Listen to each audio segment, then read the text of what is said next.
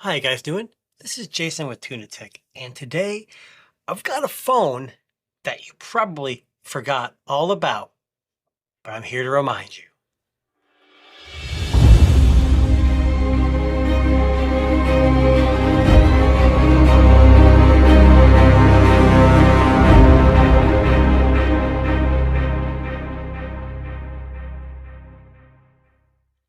All right, so what phone do you have in your hand right now? Is it an iPhone? Is it a Samsung?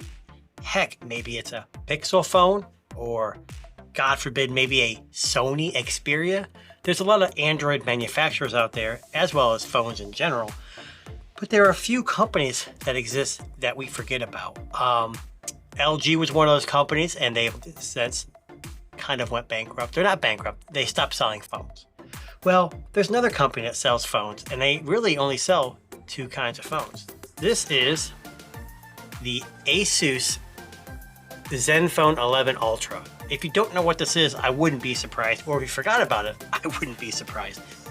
Asus has the ROG phone line, which is their gaming-centric phones. Then they had the Zenfone line, and it's went through some iterations. At one point, they had a swivel camera, they had a small version, a big version. Then they went to the ultra small for the last few years on the Zenfones, and a lot of people liked them. They were fantastic phones, but they just didn't sell well. So this year, Asus decided to say, look, we're going to release the Zenfone, but it's going to be a little bigger. Basically what this is an ROG phone. I believe 8 is the latest iteration, but not dumbed down, but less gamer-esque, but pretty much the same specs. We'll go into it. So as you can see, this is brand new, unopened, but this is the Zenfone 11 Ultra from Asus. It's got the Asus branding. In my general opinion of these phones, I've been pretty impressed. I never really hang on to them because they were too small, but people who like small phones kept them. I'm hoping that this phone kind of keeps me involved with Asus because nothing really stands out with their phones, but nothing really puts you off about their phones. They just kind of go for the ride kind of phones. So this is the 2F green version. It's got a Snapdragon 8 Gen 3 as well. So again, they're not holding back any, special things, or it's like hampered by a certain individual spec. But they have Eternal Black, a Misty Gray, a Skyline Blue, a Verdure Green, and a Desert Sand. This is the green version. It is running Android 14. It does have Snapdragon 8 Gen 3, like I said. It comes with 12 gigabytes of LPDDR5X RAM and 256 of the UFS 4.0. I think this is 256. Yes, this is a 256 version.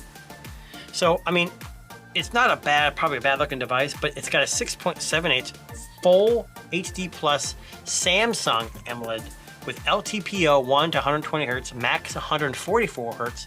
That's where the ROG recipe comes in there. It's got 1600 nits of peak of brightness with 2500 nits of peak, so not a slouch.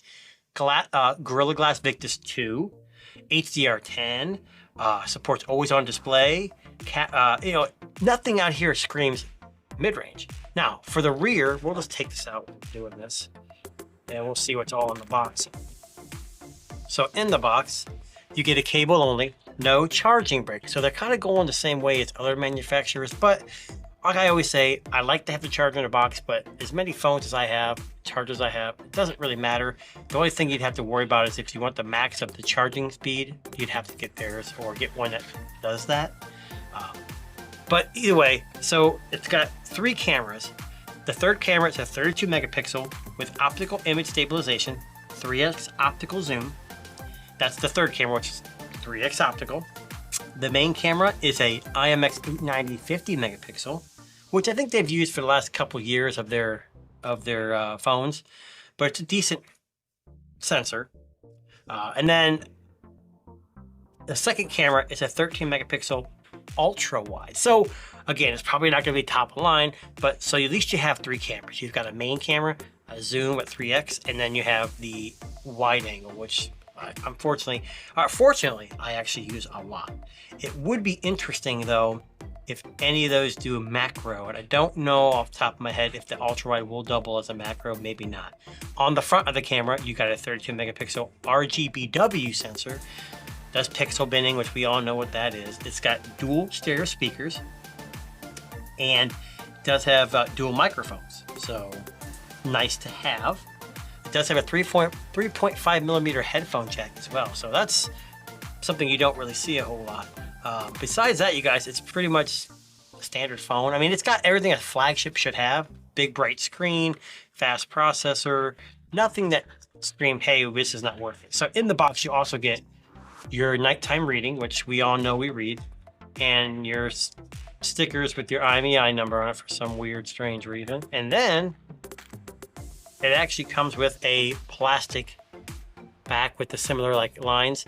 What I like about this, it's included in the box, and you can see on the side there, it does have some, definitely some protection for the camera. But what I don't like about this is you're buying this phone, and if you got one of the crazy colors, this is gonna cover it up. So I did buy a cheapo plastic case like I always do, because I like to show off my cases, and I'm pretty safe with mine. So just keep that in mind.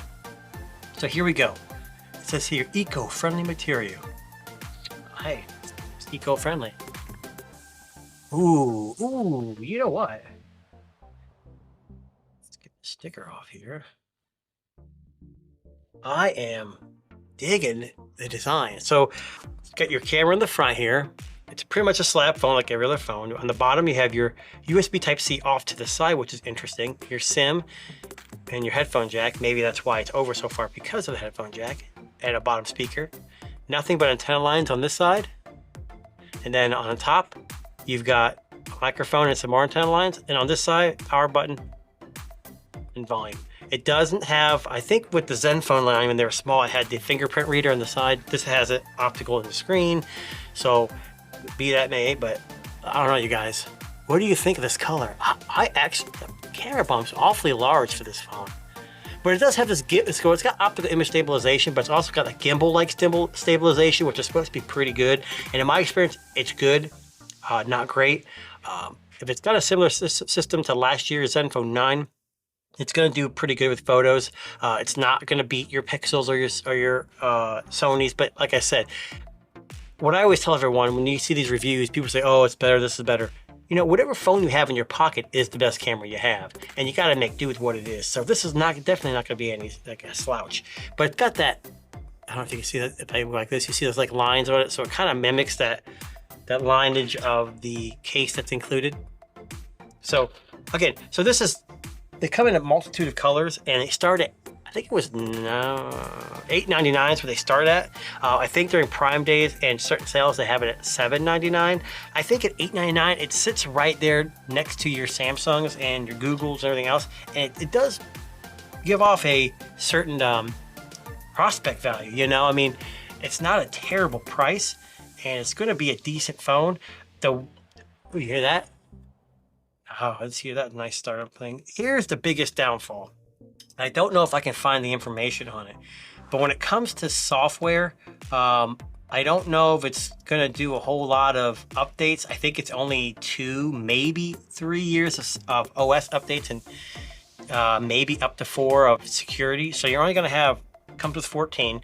You're gonna get 15 and 16 if you keep it that long. So that's kind of a downgrade, but I don't know if Asus, and I'm not calling a space, I love Asus phones. I love their laptops. I love ROG phones. I've had all those kind of phones, and they've all been pretty great.